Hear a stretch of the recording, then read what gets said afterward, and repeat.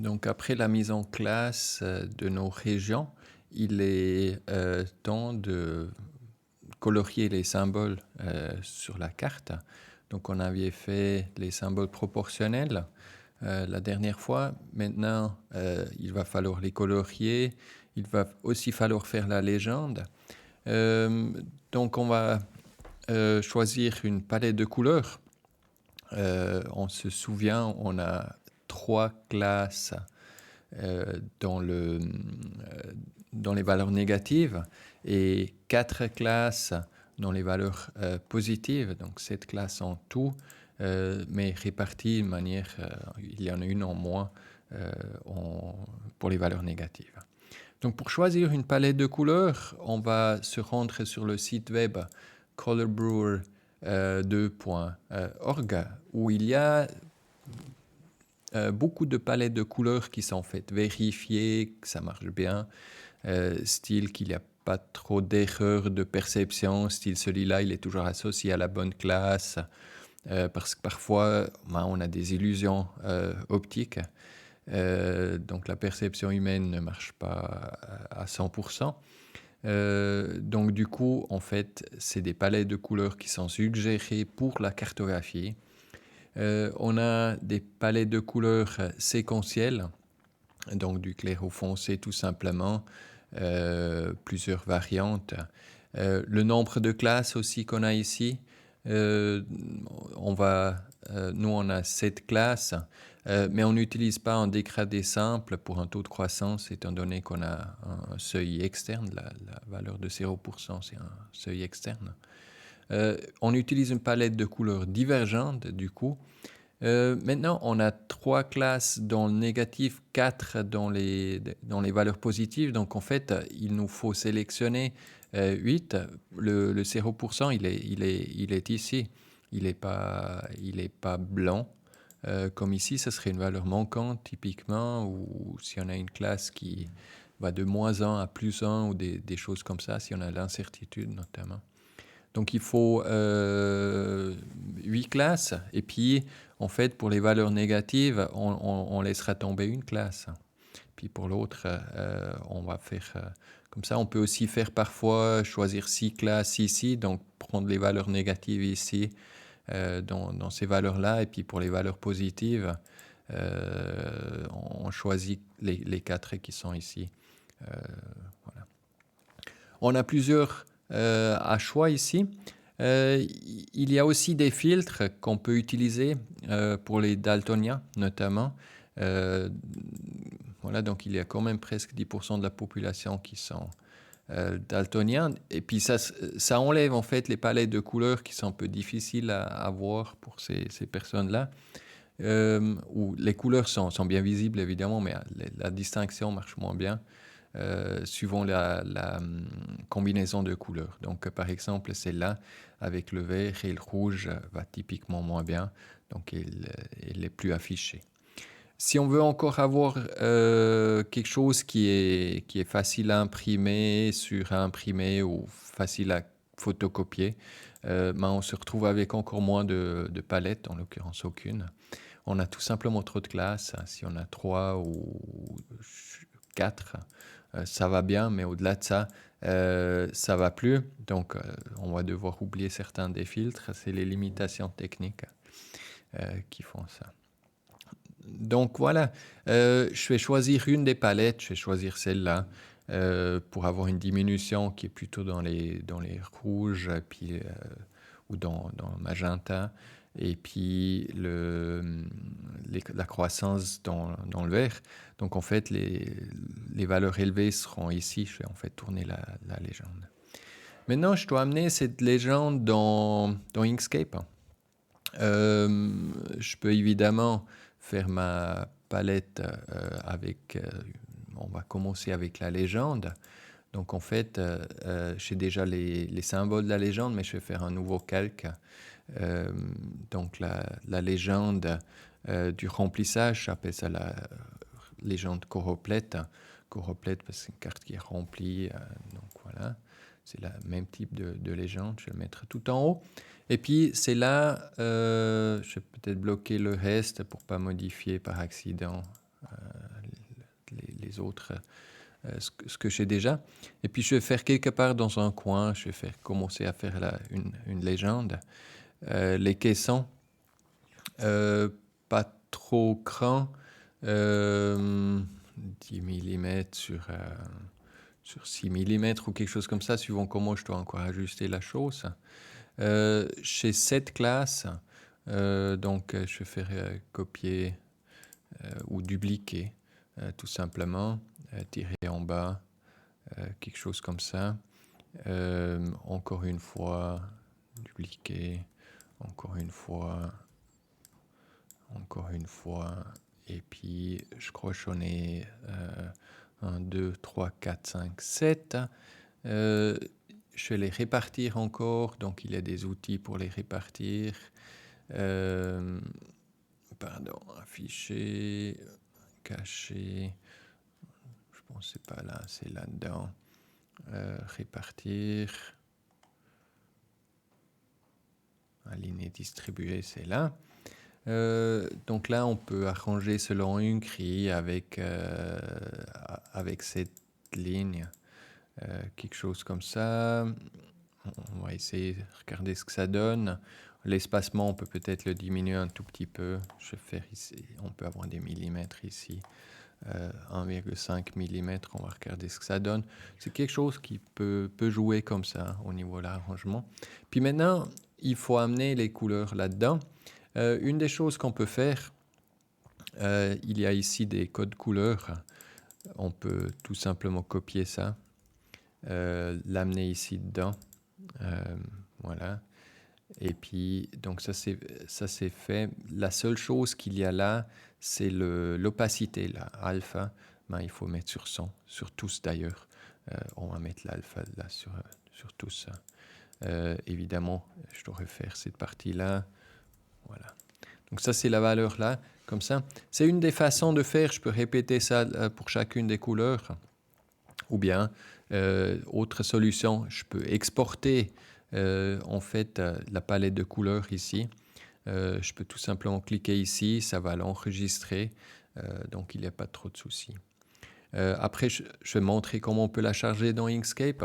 Une des choses que j'aimerais encore noter, les palettes de couleurs de Color Brewer.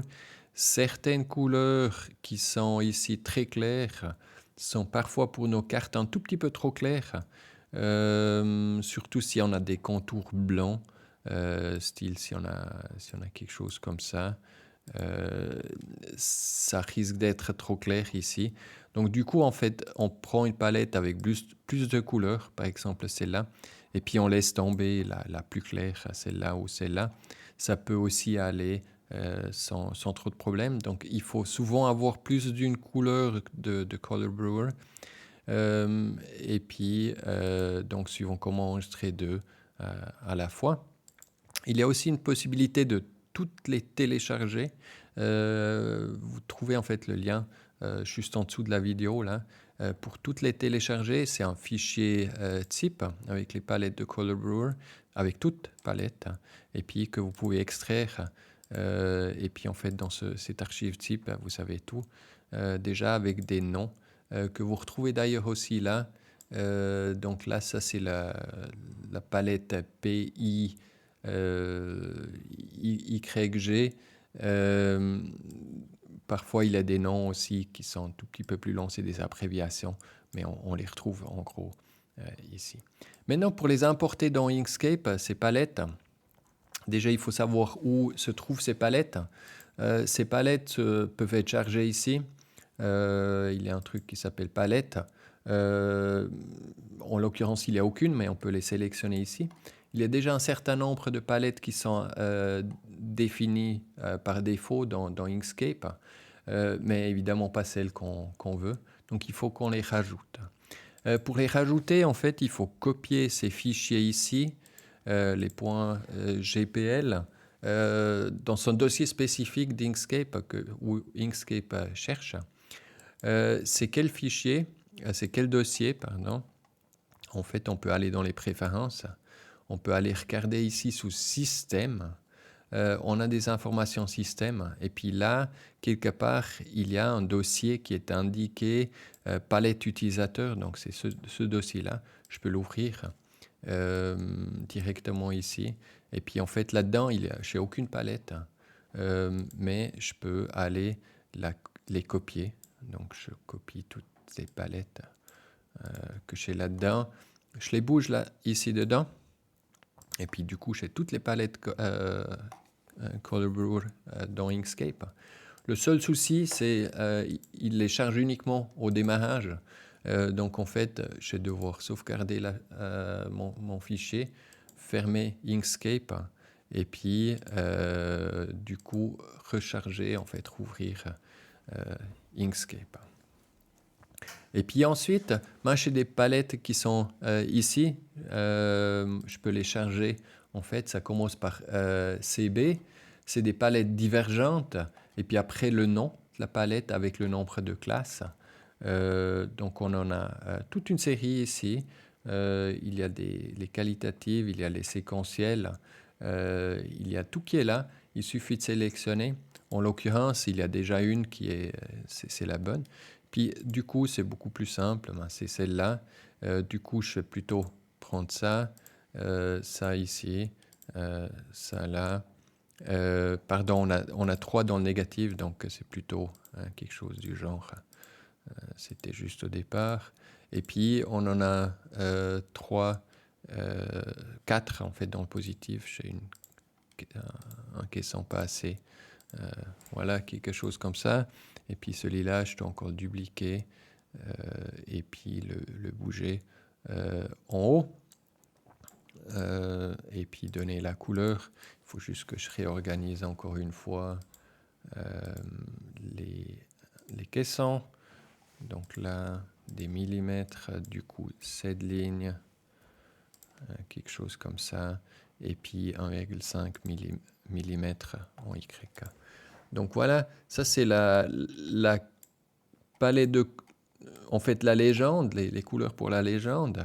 On va pouvoir écrire encore les limites à côté selon ce qu'on avait défini avant ici. Et puis, à partir de là, il faut colorier les symboles. Donc, on va pouvoir faire un qui est... pardon, il y a Total d'Alaska encore dedans. Il n'y a rien à faire ici, en principe. Il est venu par accident. Voilà.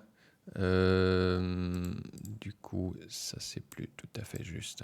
Voilà. Je vais par exemple prendre Anchorage, qui a une croissance de 1,3%. Donc, la couleur, on est dans les couleurs positives, la deuxième la plus foncée. Donc, je peux aller là. Et puis, du coup, Anchorage, ça va être ce symbole-là. Il va falloir organiser un tout petit peu encore correctement, ça doit aller là-dedans. Donc, symbole, débloquer les symboles. Donc, c'est celui-là. Maintenant, il est toujours une bonne idée d'être certain que c'est le bon symbole. C'est pour ça qu'on les avait notés ici aussi. Si on n'avait pas noté, c'est un tout petit peu plus compliqué. On va enlever les régions d'Alaska derrière, afficher la carte de base. Et puis, il faut jouer avec les symboles. Donc, Anchorage, c'est en fait celui-là. On a déplacé le symbole un tout petit peu pour qu'on le voit encore. Et puis ensuite, on peut aller sélectionner la bonne palette ici. Donc, c'est le deuxième plus foncé ici. Voilà. Et puis, ma foi, il faut faire ça pour chacune des régions, l'une après l'autre, jusqu'à ce qu'on a tous. J'aimerais encore rapidement discuter les deux, Denali, Yakutat, divisé par 0, qu'est-ce qu'on fait? D'ailleurs, c'est pas juste là parce que j'ai pris la taille des symboles sur une autre période, c'est pas très grave pour montrer, ce serait très grave pour une vraie carte. Donc là, on le voit juste en dessous un tout petit peu. On a Yakutat, Yakutat. Qu'est-ce qu'on fait avec une valeur manquante sur une région comme ça? En fait, on ne va pas mettre de symbole comme ça. On va mettre un autre symbole. On va peut-être créer une étoile ou quelque chose comme ça qu'on va afficher ici. On peut encore la faire un tout petit peu optimiser un tout petit peu pour que ça fasse plus étoile. Il faut évidemment choisir quelque chose un tout petit peu. Voilà. Quelque chose dans le genre, pas trop grand. Hein, ça peut être tout discret. Typiquement, dans une couleur style qu'on voit bien, du noir ou quelque chose du genre. Et puis, on vérifie que c'est pas trop petit, pas trop grand.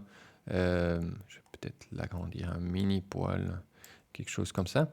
Et puis, là, avec ça, évidemment, ça doit aller dans la légende. Maintenant, il y a le snapping qui m'embête. Voilà, je vais le placer un peu au milieu. Je vais copier ça aussi dans la légende. La légende, où il manque encore la légende sur des symboles proportionnels. Mais je vais noter quelque part dans la légende, puis je vais déjà le bouger dans la légende choroplète ou quelque part comme ça. L'aligner en dessous un tout petit peu et puis écrire à côté données manquantes, quelque chose comme ça. Au niveau de taille de la police, évidemment 14 points, ça va, c'est beaucoup trop grand. Je vais faire du 10 points ou quelque chose comme ça. Suivant comment du 9 aussi, 10 à 9, pour les valeurs qu'on va aussi utiliser pour la légende typiquement. Donc quelque chose un tout petit peu comme ça. Et puis ça joue pour annoter les valeurs manquantes. Donc voilà, je crois que j'ai à peu près tout expliqué. La légende l'a terminée évidemment aussi en faisant des tirets qu'on peut faire avec quelque chose, pardon, un tiret qu'on peut faire avec, on appuie sur CTRL tout droit et puis avec, pardon, tout droit avec CTRL et puis après entrer pour terminer. Quelque chose du genre avec un contour noir, style de contour pas trop épais. Un point c'est trop, 0,4, 0,5 points, c'est tout à fait suffisant. Tout comme les caissons d'ailleurs qui sont 0,4 points aussi. Et puis celui-là, il doit aller à cet endroit-là. On peut utiliser un peu de snapping, il faut que ça soit joli un tout petit peu. Donc voilà, on va noter, je ne vais pas tout à noter ici, on va noter le maximum peut-être qui était, le maximum, pardon, il est ici 4,2%, on va arrondir les choses. 4,2% le maximum, 4,2%. On peut noter quelle région c'est. Et puis là, on va copier-coller, tout simplement. Une règle par rapport au nom. La carte, elle sera en français. Donc, en principe, les noms, si elles existent en français, on va les écrire en français aussi. Et puis sinon, dans la langue locale, Matanuska Susina, je ne pense pas qu'il y ait un nom en français. Donc, on va les laisser comme ça. Du 10%, c'est bien cassé, suivant comment on peut faire du 9 points aussi. On peut utiliser une police d'écriture plus condensée, c'est évidemment possible aussi. Donc là, le maximum, on le note. Après, on note en fait au niveau des caissons. Donc on va juste dupliquer cette ligne qui n'est pas bien alignée, soyons clairs. On peut noter les limites ici. Et là, jusqu'à tout en bas. Il est important de noter le 0%, évidemment. Je vais sauter un là, si j'arrive à choper ça. Je vais le sauter ici. Et puis à chaque fois, en fait, on va annoter les choses, ce que c'est. Donc ça, c'est 0,0%. Ça suffit complètement comme ça. Pas besoin des virgules.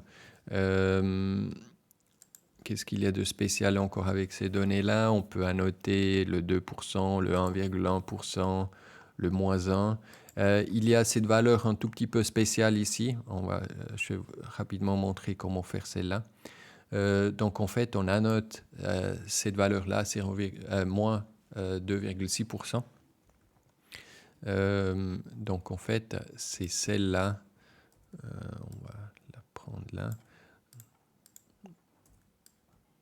Donc moins 2,6%.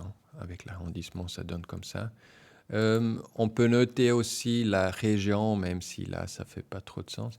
Et puis, celui-là, il est tout seul.